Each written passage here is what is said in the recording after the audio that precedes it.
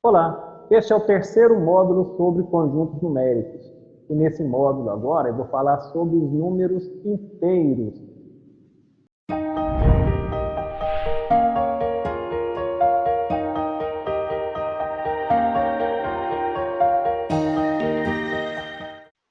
Em muitas ocasiões, os números naturais não são suficientes para expressar o valor de uma determinada grandeza.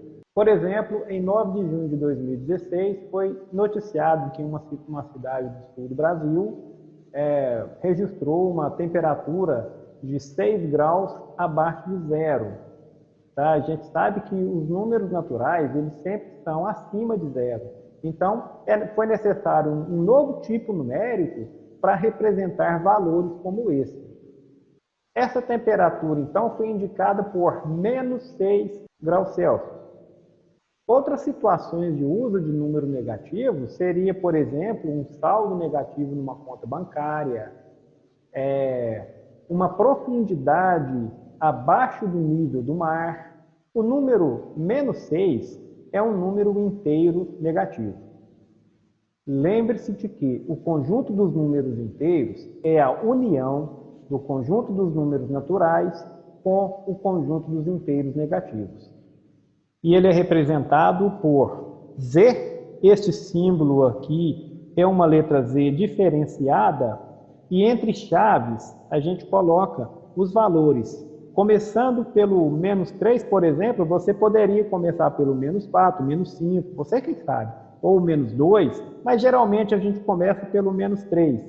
Menos 3, antes do menos 3, pessoal, coloca uma reticência, porque essas reticências indicam que esse conjunto aí, essa sequência, não tem um início, tá? Ela começa lá no infinito negativo e vem subindo até chegar no zero. Agora, depois do zero, aí sim vem mais 1, mais 2, mais 3, reticências novamente, porque esse número vai parar lá no infinito positivo, ou representa dessa maneira. O que tem a ver esse ou aqui? Ele te dá possibilidade de representar o número, o conjunto dos números inteiros, usando esse sinal de positivo aqui, ó, ou não, tá? Então, o uso desse sinal de positivo, ele é facultativo. Agora, o uso do sinal de negativo, quando o valor é negativo, é obrigatório, ok? Quando se tinha apenas os números naturais, era impossível fazer conta do tipo 10 menos 14. Que resultado é esse? Bom, esse resultado certamente não era um resultado natural. Mas com os números inteiros, essa conta passa a ser possível de ser feita. Por outro lado, o conjunto dos números inteiros também é fechado na adição e na multiplicação. Você lembra dos números naturais? Pega dois naturais, soma, o resultado é sempre natural. Pega dois inteiros, soma, o resultado sempre inteiro, tá? Mesmo que também seja natural. Agora, em relação à multiplicação, é a mesma coisa. Pega dois números naturais, multiplica, o resultado é natural. Pega dois números inteiros, multiplica um pelo outro, em qualquer ordem. O resultado continua sendo inteiro. A gente diz que eles são que o conjunto dos números inteiros é fechado em relação à adição, é fechado em relação à multiplicação, do mesmo modo que o conjunto dos números naturais. Agora, o que o conjunto dos números inteiros tem de propriedade além do conjunto dos naturais é que ele também é fechado em relação à subtração. Significa que se você tiver dois números inteiros, a subtração entre eles, não importa se um é menor que o outro, o resultado sempre será um outro número inteiro. Então, o conjunto dos números inteiros também é fechado em relação à subtração. Como o conjunto dos números naturais, o 0, 1, 2, 3, 4, reticências, que também são elementos que estão no conjunto dos números inteiros, a gente diz que o conjunto dos números naturais é um subconjunto do conjunto dos inteiros.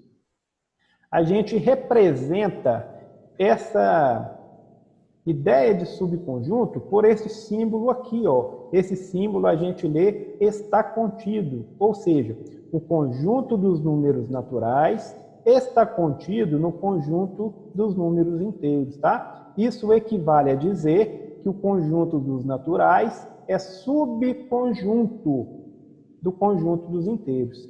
E a gente pode representar graficamente desse modo aqui, ó. Esse círculo aqui, ele representa um conjunto de todos os números naturais. E este círculo azul representa o conjunto de todos os números inteiros. Você percebe que o conjunto dos números naturais é parte do conjunto dos inteiros, tá? Esse é o significado de subconjunto. Ou seja, todos os elementos dos conjuntos naturais também são elementos do conjunto dos inteiros, ok? Na matemática, principalmente se tratando de conjuntos, é bom você conhecer alguns símbolos que dá para a gente alguma informação em relação aos elementos ou em relação ao próprio conjunto. Eu vou apresentar algum desses elementos para você. Para indicar que o número menos 6 é um elemento do conjunto dos números inteiros, a gente usa essa simbologia. Menos 6 pertence ao conjunto dos números inteiros. Esse Ezinho aqui, arredondado, pessoal, ele não é uma letra E, não. Ele é um símbolo de pertinência. Aqui está escrito, ó, menos 6 pertence ao conjunto dos números inteiros. Olha que legal conhecer símbolos. Com apenas esses símbolos aqui, a gente consegue dizer toda essa frase. Bacana, né? Agora, se existe um símbolo para dizer que pertence ao conjunto, certamente vai existir um símbolo para dizer que não pertence, concorda? Para indicar que o elemento menos 6 não é um elemento do conjunto dos números naturais, né? A gente indica assim, ó, menos 6 não pertence ao conjunto dos números naturais. Você observa que é o mesmo símbolo, só que agora ele aparece cortado. Esse traço aqui, pessoal, ele indica uma negação. Se o símbolo original é pertence, esse aqui é não pertence, tá? Ele nega o que o símbolo diz. Então, menos 6 não pertence ao conjunto dos números naturais. Com esses poucos símbolos aqui, a gente diz toda essa frase, tá? Muito legal, né? Eu vou apresentar outros símbolos para você. Está aqui o pertence a, que você acabou de conhecer, e aqui a negação dele. Tem o símbolo está contido, que você também viu um exemplo de aplicação, e a negação dele, é só riscar o símbolo, ele passa a ser não está contido. O símbolo de igualdade você já conhece, é igual a gente usa em equações, em igualdade de modo geral. E aqui, cortou a igualdade, ela passa a ser diferente de, né? O que não é igual é diferente. E este símbolo aqui é o da congruência, que você também conheceu, quando um número é congruente a outro, e quando ele não é congruente, tá? Aí vem o tracinho cortando. E o último símbolo que eu vou apresentar hoje é essa letra E virada aqui, esse E quadrado virado, né, ele invertido. Isso aqui não é uma letra, pessoal, isso aqui é um símbolo de existe, tá? E para negar alguma coisa que existe, a gente coloca esse símbolo cortado para dizer que não existe, ok? Bom, então agora é hora de fazer os seus exercícios.